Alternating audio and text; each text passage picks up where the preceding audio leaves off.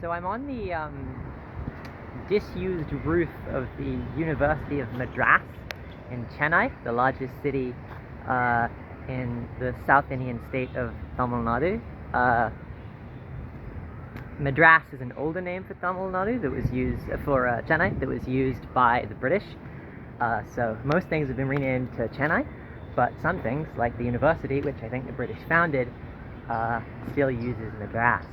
And it's really interesting that this building is in use, but like, you know, I just was downstairs and there's classes happening, there's all kinds, but there's the rooftop and indeed what appears to be entire sort of upper sections of this beautiful structure. It's absolutely gorgeous.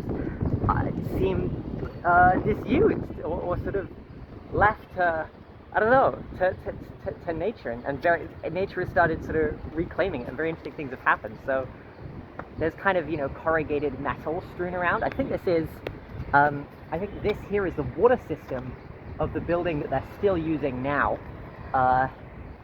So it's like in use infrastructure, and there's this tank here. There's ants kind of crawling all over the floor everywhere, and they've been biting me, which is one of the ways that the fauna, the wildlife of India has been rejecting my body, because I've also been attacked by wild dogs several times.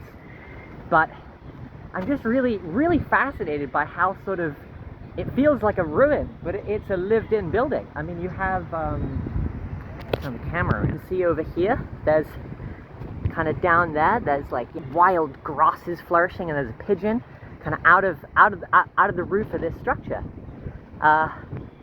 And this here is, I feel like this would be like a kind of centerpiece, usually, well, okay, two things. One, is like this beautiful centerpiece. It's the highest part of the biggest building in the University of Madras.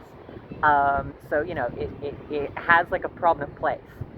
So, I feel like that, I would expect there to be some sort of use for it, or in the West, you wouldn't be able to go into this building. It will be immediately locked off, because for some reason, you know, any old church or any beautiful building that has like a cool tall spire, you can never fucking go in those.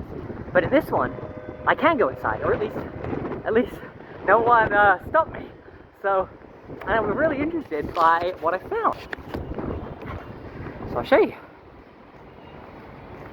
So, you might start to notice, and there's this beautiful wooden doors. Everything in here is made of wood, and there's this kind of rusted old stairway that leads all the way up to the top of this building.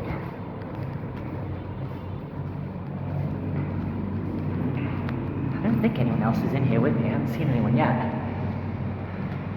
And we can keep going up, and there's this floor, and there's not really much here. There's a bunch of feathers in the corner, and spider webs and, you know, things choked with dust.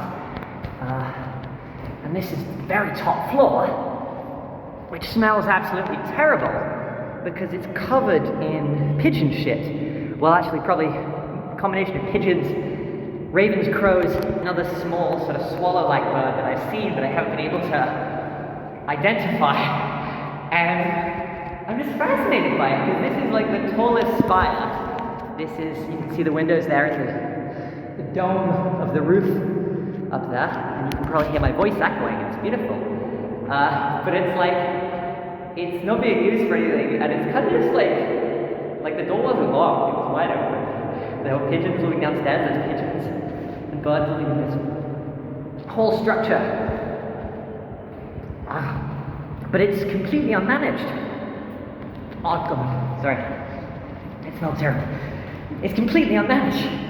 And I'm really fascinated by that. I think it's wonderful. Like, this isn't a criticism. Like, I think we need to intentionally start abandoning buildings, or sections of buildings, if you know, that hasn't happened already. Because in the West, you would just block this building off, or, you know, it would be sealed, and nothing would happen. The pigeons wouldn't be in there. And I certainly wouldn't be able to come and explore and have a really interesting time. Thank you for joining me on my wonderful journey.